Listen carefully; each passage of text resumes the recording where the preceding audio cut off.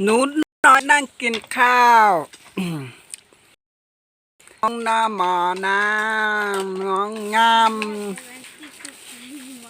นมีมองหน้าหมอแน่อ้ามหนูน้อยกินข้าวด้วยตัวเองนั่งกินไปเอามือจับปุ๊บกินปั๊บอร่อยมาให้ไข่ป้อนต้องกินเองอร่อยสิยิ้มใหญ่เลยเอาเท้าเข้าไปในจานแล้วไม่เป็นไรไม่เป็นไรเท้าเข้าไปไม่เป็นไรจับมากินอีกรอบนึงอร่อยอร่อยและยิ้มมีความสุขครับกินข้าวเองครับหนูน้อยกามองกินข้าวอร่อยจับกินแล้ว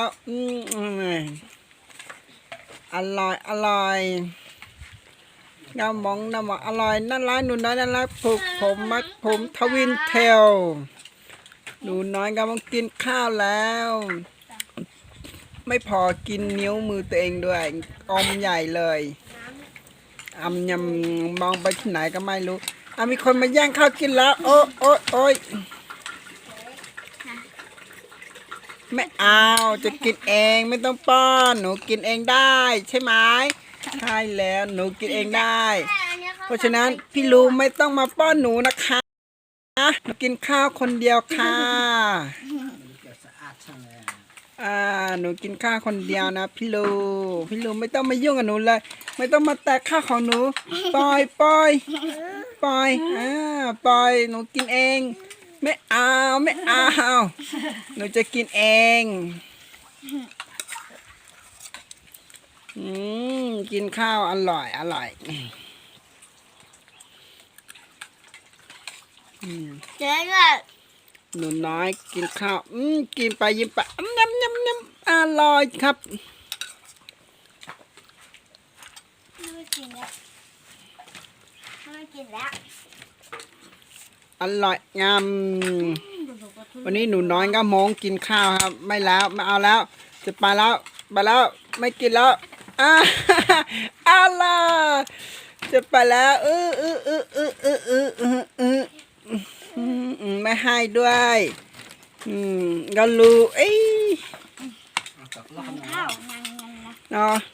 หนูน้อยกินข้าวอย่ามายุ่งกับหนูสินำอร่อยจับมือเอาถ้วยใหญ่ๆนะหนูคนเดียวหนูกินข้าวถ้วยใหญ่ๆเลยนะเอาถ้วยใหญ่ๆนะ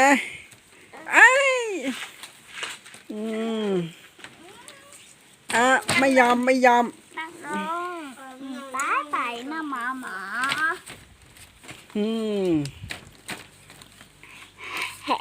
มาแล้วหนูไม่กินแล้วหนูจะอิ่มแล้วหนูเล่นอย่างเดียวแล้วหนูไม่เอาแล้วข้าวไม่กินแล้วไม่กินแล้วหนูจะเต้นลำวงแล้วอิ่มแล้วหนูจะเต้นลำวงแล้วหนูกระมงหนูไม่กินข้าวแล้วหนูจะเต้นลำเช็ดมือไม่กินแล้วไปแล้วไม่กินข้าวแล้วไม่กินแล้วไปแล้ว